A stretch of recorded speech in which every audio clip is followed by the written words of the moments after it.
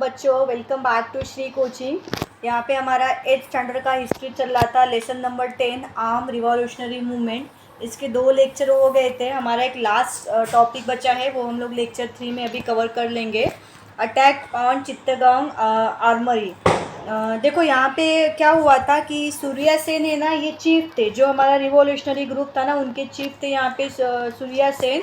And Bengal में चित्तगांव नाम की एक जगह है, वहाँ पे हमारा रिवॉल्यूशनरी ग्रुप था एंड वहाँ में ये चल रहा था। इन्होंने है ना यहाँ पे गैदर्ड कर लिया था, जितने भी रिवॉल्यूशनरीज है ना, इनको यहाँ पे इन्होंने गैदर्ड कर लिया था।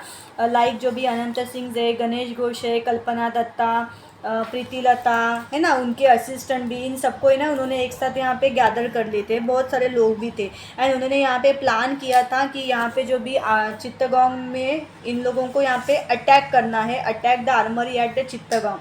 एंड अकॉर्डिंग टू उनके प्लान, उन्होंने 18 अप्रैल 1932 में जो भी रिवॉल्यूशनरीज थे ना, वहाँ पे आर्म्स को सीज किया था from 2 armouries in चित्तगांव।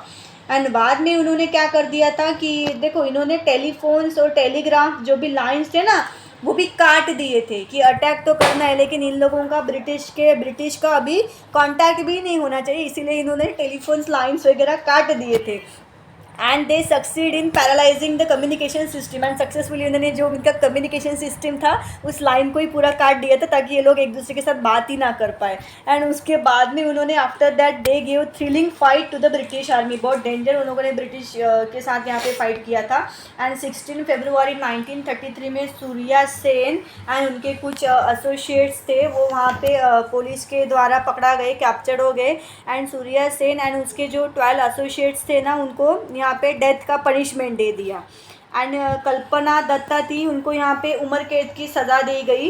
And Pritilata वड़ेदार, उसने खुद को ही मार दिया। उसको भी पुलिस के हाथ में जाना मंजूर नहीं था, इसलिए उसने खुद को ही यहाँ पे मार दिया।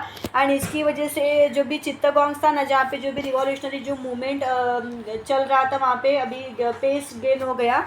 एंड जो शांति घोष एंड सुनीति चौधरी, ये एक स्कूल गर्ल थी, मीन्स थोड़ा लगभग छोटी थी, तो ये भी है ना यहाँ पे डिस्ट्रिक्ट जज है ना, गर्ल्स किल द डिस्ट्रिक्ट जज, उन्होंने है ना डिस्ट्रिक्ट जज को मार दिया था।